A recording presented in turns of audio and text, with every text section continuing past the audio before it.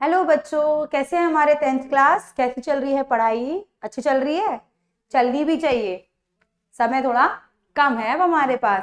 चलिए, तो आज क्या लेकर आई है मैम आपके लिए? तो आज मैम आपके लिए लेकर आई है कंट्रोल एंड कोऑर्डिनेशन का एक माइंड मैप, जिसमें हम एक पेज पे पूरे चैप्टर को कर डालेंगे रिवाइज। याद हो जाएगा कि भाई हाँ, ये तो हमने पढ़ा था, ये तो हमारा हुआ था। पूरा रिवाइज कर देंगे भाई आज हम लोग यहाँ पे। चलिए देख लेते हैं कि क्या क्या हमें करना है। और उससे पहले एक इंपॉर्टेंट बात कि बच्चों, हमारे चैनल पे हर चीज अवेलेबल है।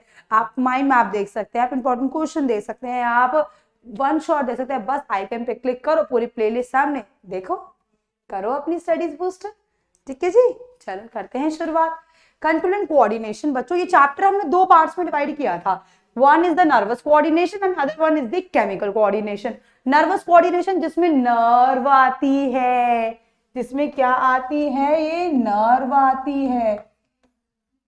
ये नर्व में हमने डायग्राम छोटा सा बनाया, गंदा सा बनाया, पर साइटोन आता है, डेंड्राइट्स जो केमिकल सिग्नल को इलेक्ट्रिकल में बदलता है, एक्सोन, नर्व एंडिंग, ये पूरा देखा था।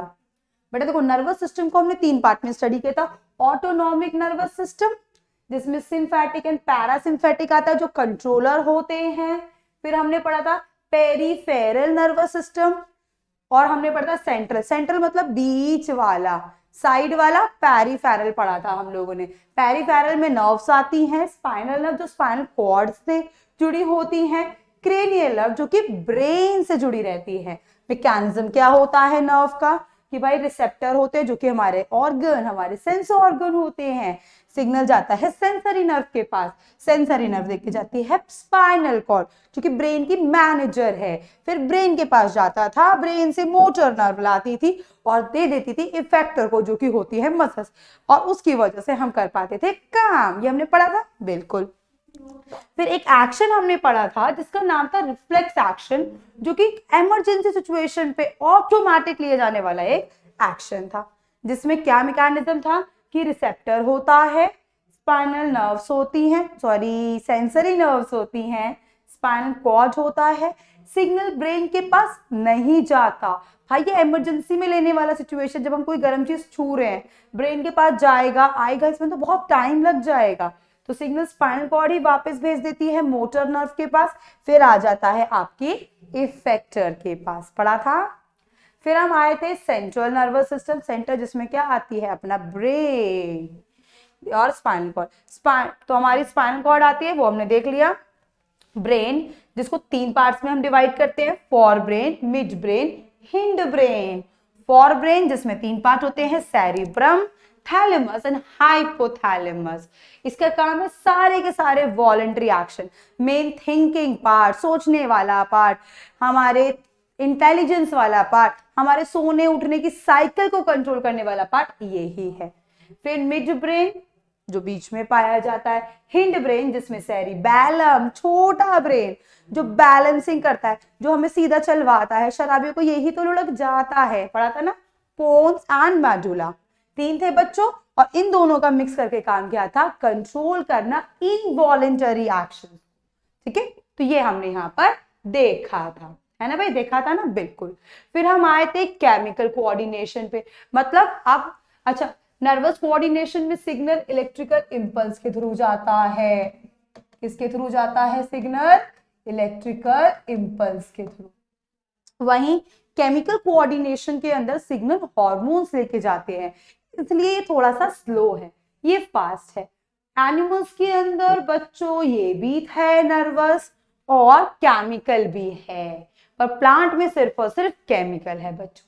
तो प्लांट में प्रेजेंट होते हैं फाइटो हॉर्मोन्स, हार्मोन होते हैं जो कि प्लांट की ग्रोथ के लिए रिस्पॉन्सिबल होते हैं, ग्रोथ कराते हैं प्लांट की।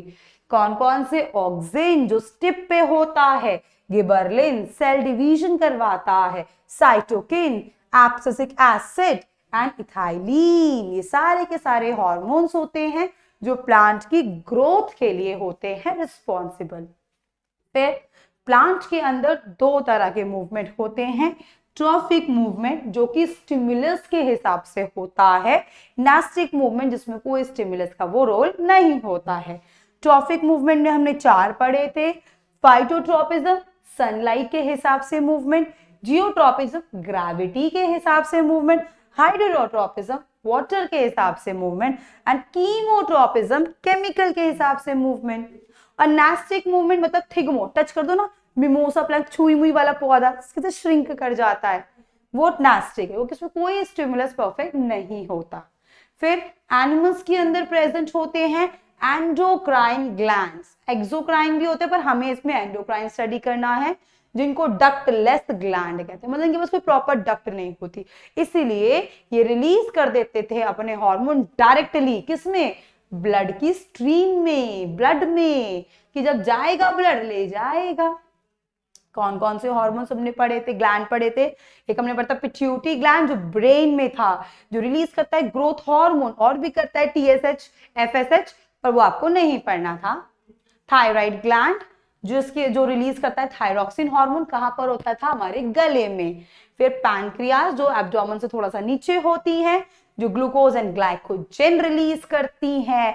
डायबिटिक पेशेंट्स में, सॉरी मैम ने ग्लूकोज लिख दिया बच्चों, इंसुलिन, मैम इसको ठीक कर देती है, इंसुलिन एंड ग्लाइकोजन लिख दिया मैम ने ग्लूकागॉन, ये पूरा ही गलत हो गया है मैम से, सॉरी बच्चों।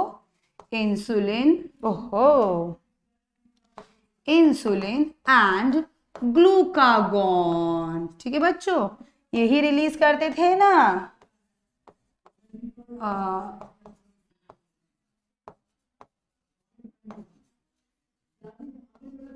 और फिर हमने देखा था एड्रेनल ग्लैंड होते हैं जो कि रिलीज करते हैं क्या, एड्रेनलिन नाम का हार्मोन, जो कि फाइट एंड फ्लाइट हार्मोन भी कहलाता था। फिर हम आए थे ओवरीज पर, ये ग्लैंड है जो कि सिर्फ फीमेल्स में पाई जाती है, जो रिलीज करती है female hormone oestrogen and progesterone.